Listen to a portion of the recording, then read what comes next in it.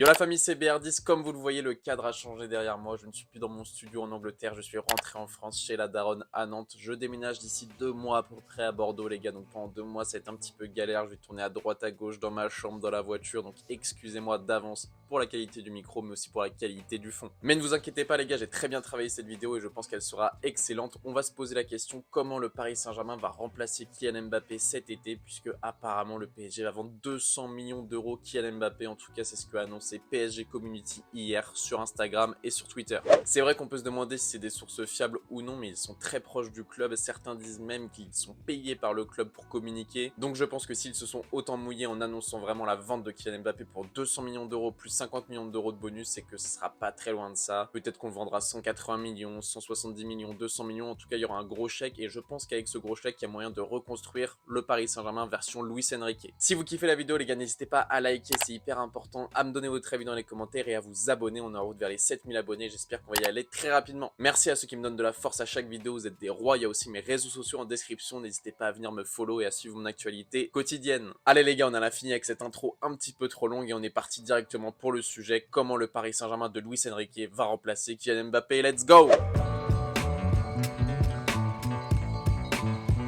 Pour commencer les amis, je tiens juste à préciser que selon moi, Luis Enrique, c'est pas sûr qu'il joue en 4-3-3. Oui, c'est son système favori, mais le PSG a tellement un effectif construit pour jouer à 3 défenseurs. Et Luis Enrique a parfois utilisé ce système au FC Barcelone, notamment en 2017 lors de la remontada et contre la Juventus de Turin en quart de finale. Que pour moi, le plus évident, c'est qu'on va avoir deux systèmes. Un système à 3 défenseurs en 3-4-2-1 et un système en 4-3-3 très classique. Du coup, dans cette vidéo, les amis, je vais vous présenter une formation à 3 défenseurs et à la fin, je vous montrerai ce que ça donnerait en 4-3-3 si on doit changer de système ou si on doit s'adapter à l'adversaire. Déjà, la famille, je vous ai préparé une petite palette tactique pour vous montrer qu'un 3-4-2-1 et un 4-3-3, même si sur le papier c'est très différent, mais en fait en animation offensive ça se ressemble énormément. Donc peu importe ce qu'il y a sur le papier les amis, ce qui compte c'est l'animation sur le terrain et on va voir ça ensemble. Donc là par exemple les gars, c'est quand on n'a pas le ballon, vous voyez que c'est un vrai 3-4-3 ou un 3-4-2-1 et vous voyez ce qui se passe à la récupération du ballon. Un des deux milieux de terrain récupère le ballon, il y a donc une vraie ligne de 4 avec les 3 défenseurs et la pointe basse du milieu qui forme une ligne de 4 et cette pointe basse avec un autre milieu de terrain et l'ailier gauche par exemple Neymar qui rentre dans l'axe. On sait que Neymar maintenant c'est un joueur vraiment d'axe, ça forme un vrai triangle pour faire des jeux à 3. Tu donnes à un milieu, il te la redonne et tu vas chercher un troisième homme, ou alors directement tu donnes à un milieu, il se retourne et il va chercher côté gauche. Et ce qui est très important quand tu as cassé une ligne et que tu as touché ton milieu de terrain, c'est qu'il y a un triangle offensif, donc entre un milieu de terrain, l'ailier gauche créateur et un autre milieu de terrain, ou alors l'ailier droit qui est revenu aussi piquer dans l'axe. Donc là par exemple ça pourrait être Ugarte, Neymar et un autre joueur qu'on va recruter, vous allez voir ça par la suite. Donc là Neymar va chercher sur le côté gauche Nuno Mendes par exemple, et là ce qui est intéressant c'est qu'on a 4 joueurs dans la surface. On sait que c'était vraiment un point faible du Paris Saint-Germain cette saison avec un Mbappé en numéro 9, c'est que souvent quand Mbappé dézonait, on n'avait personne dans la surface comme présence vraiment athlétique. Alors que là, ce qui est très intéressant, les amis, c'est qu'on a 4 joueurs dans la surface. Donc, on a le numéro 10, Neymar, qui est là en entrée de surface. On a le numéro 9 qu'on va recruter par la suite. On a l'ailier droit qui est là pour fermer le deuxième poteau. Et on a aussi le piston droit, donc par exemple Hakimi, qui est là au troisième poteau, qui est aussi le centre est trop long ou s'il faut recentrer une deuxième fois. Donc, avec cette formation, les amis, côté gauche et côté droit, tu as des excellents centreurs avec Nuno Mendes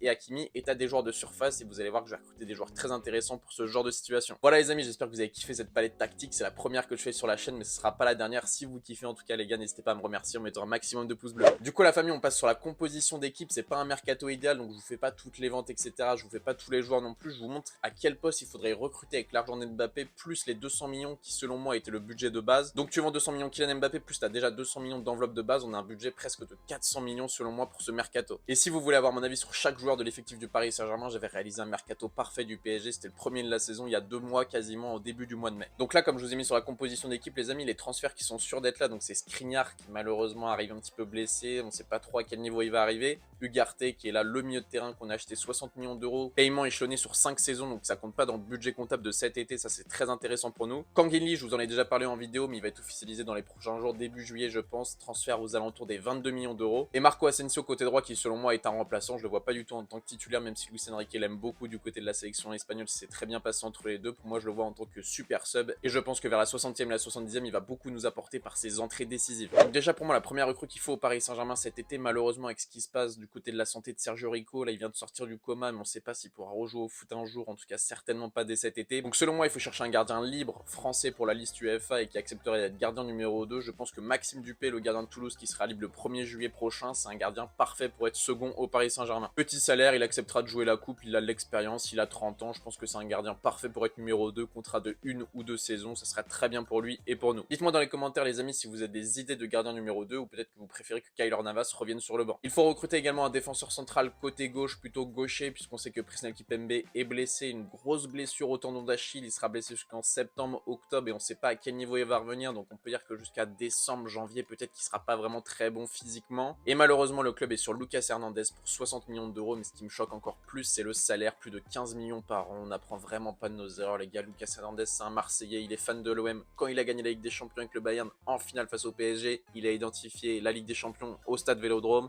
Franchement les gars, ça me saoulerait encore d'avoir un Marseillais en plus au Paris Saint-Germain, mais bon, dans un souci de réalisme, je pense que c'est lui qui va venir. Moi j'aurais préféré un Ibrahim Konaté par exemple, mais je pense que ça va être Lucas Hernandez. C'est pour ça que dans cette composition, j'ai inclus Lucas Hernandez, et j'espère que s'il vient, il ne se fera pas encore une fois les croisés, qu'il n'aura pas trop de blessures, qu'on puisse vraiment avoir une défense compétitive avec vraiment une belle concurrence. Au milieu de terrain, dans un 4-3-3, du coup, il y aura Ugarte, Verratti, un autre milieu de terrain, mais dans un milieu à deux, j'enlève Verratti, je le mets sur le banc, ou alors je le mets totalement en concurrence, et s'il est meilleur, bah il viendra titulaire. Mais pour l'instant, au début de la saison, je mets Ugarte et je recrute un milieu de terrain à côté qui est essentiel pour moi dans notre stratégie de mercato. J'en ai déjà parlé sur la chaîne les amis, c'est Nicolo Barella. J'en avais même fait une vidéo complète il y a plus d'un mois sur Nicolo Barella qui est pour moi le milieu de terrain parfait pour le Paris Saint-Germain. Donc si vous ne l'avez pas vu les gars, je vous mets le lien dans la description. Je pense qu'on est tous d'accord pour dire que Barella c'est vraiment le milieu de terrain parfait pour le Paris Saint-Germain. Déjà il est jeune, il a 26 ans pour un milieu de terrain, ça va, il court énormément, il est très à l'aise côté droit, c'est un milieu de terrain mais qui dézone beaucoup sur le côté droit et nous on sait que le côté droit c'est un petit peu désert. Depuis 2 saisons, Hakimi est très esselé côté droit, Di Maria et Messi rentraient énormément dans l'axe, si t'avais pas de milieu de terrain qui venait l'épauler de temps en temps, Vitinha le faisait assez bien, mais voilà, c'est pas du niveau de Barella, on est tous d'accord là-dessus. Donc pour moi les gars, faut pas hésiter, faut mettre 80 millions d'euros sur Barella, là je sais que Manchester City est intéressé par lui. Nicolo Barella c'est vraiment des meilleurs milieux de terrain du monde et je pense qu'au Paris Saint-Germain il serait parfait dans notre système de jeu comme celui-ci. Dites-moi ce que vous en pensez dans les commentaires les gars, mais je pense qu'on est tous d'accord pour dire que Barella à côté d'Ugarte c'est parfait, même si Ugarte c'est pas le style de numéro 6 comme Luis Enrique aime bien, à la Rodri ou à la Sergio Busquets. Mais honnêtement les gars, je pense qu'Ugarte est capable de s'adapter à Luis Enrique et Luis Enrique s'adapter à Ugarte. Certes c'est pas le profil idéal pour lui, mais c'est un vrai profil de chasseur, très polyvalent, très agressif, très jeune. Je pense que Ugarte c'est vraiment une très bonne pioche au milieu de terrain, il faut pas non plus le sous-estimer et dire que c'est pas un profil adapté à Luis Enrique. C'est pas le profil parfait pour Luis Enrique, on est d'accord, mais je suis sûr qu'il va s'adapter de la meilleure des façons au Paris Saint-Germain et qu'il va nous régaler sur les pelouses de Ligue 1 et sur les pelouses de Ligue des Champions. Et bien sûr au milieu de terrain les gars, il y aura du temps de jeu pour Warren Zaïre-Emery, le meilleur milieu de terrain de la saison du Paris Saint-Germain, et pour Vitinha qui a aussi un très bon potentiel, faut pas le sous-estimer malgré une saison un petit peu mitigée. Du coup concernant les attaquants les amis, il y a énormément de changements. Je pense que Neymar va rester les amis, Luis Enrique et Neymar s'entendent très bien, donc je vois pas pourquoi Neymar partirait. Donc Kangin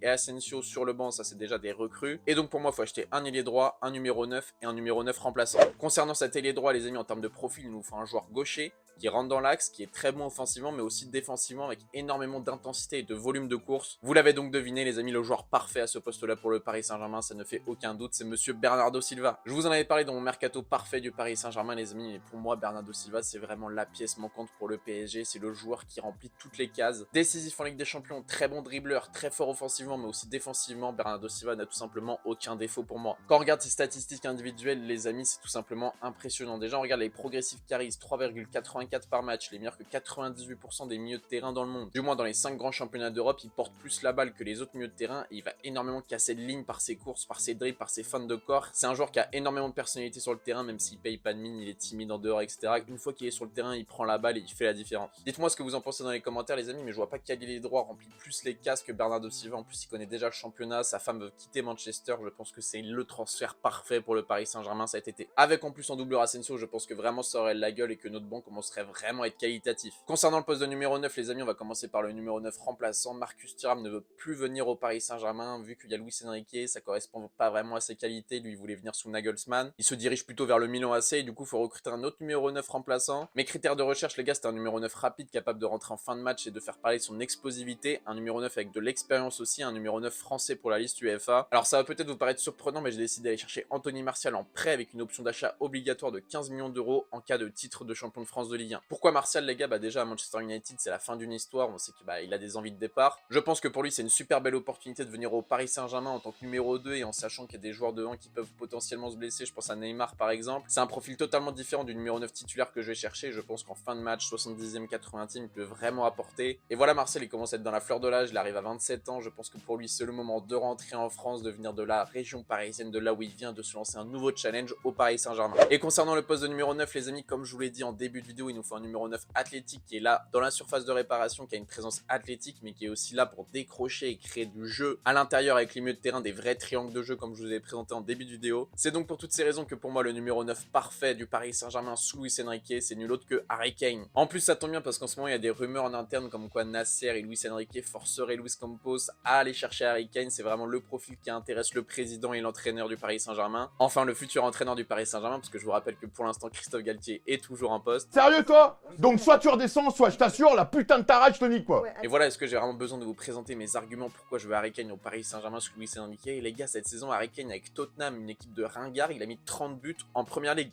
30 buts. Si Erling Haaland n'était pas un alien, on parlerait beaucoup plus de la saison d'Harry Kane qui est tout simplement stratosphérique. Il est seulement à quelques buts de l'ancien record de Mohamed Salah en première ligue. Et puis voilà les gars, quand on regarde ses statistiques individuelles, c'est tout simplement incroyable, que ce soit en termes de tir, en passe, en progressif passif. C'est un mec qui construit énormément bien le jeu, comme je vous l'ai dit les gars, c'est un profil type Benzema, c'est un profil qui décroche, qui fait le jeu. Meilleur que 96% des autres attaquants en progressif passif, il fait 4,76 progressif passif par match. Ça veut dire que pratiquement 5 fois par match, il va faire une passe qui va casser des lignes, et ça s'explique par le fait qu'il décroche et qu'il fait le jeu un petit peu en tant que numéro 10, ou plutôt 9,5. En 3-4-2-1, ça donne donc ça, et en 4-3-3, ça donne ça avec Verratti titulaire, Ugarte et Barella. Ce sera un milieu de terrain magnifique avec Ugarte en point de basse, Verratti et Barella en numéro 8 un petit peu plus offensif. De toute façon, comme je l'ai présenté en début de vidéo, la formation c'est pas du tout le plus important, ce qui compte c'est l'animation offensive et l'animation défensive qu'il y a sur le terrain. Voilà les amis, j'espère que vous avez kiffé cette vidéo, donnez-moi vos avis dans les commentaires. Moi j'ai kiffé faire cette vidéo, vous connaissez, j'adore parler du Paris Saint-Germain sur cette chaîne YouTube. Abonnez-vous les gars si vous avez kiffé le contenu, likez, c'est hyper important. Suivez-moi sur les réseaux sociaux les gars, je pars en vacances mais je vais quand même essayer de vous poster du contenu. C'était BR10, bonne matinée, bonne journée, bonne soirée, bonne nuit, on se retrouve très bientôt pour une nouvelle vidéo. Peace.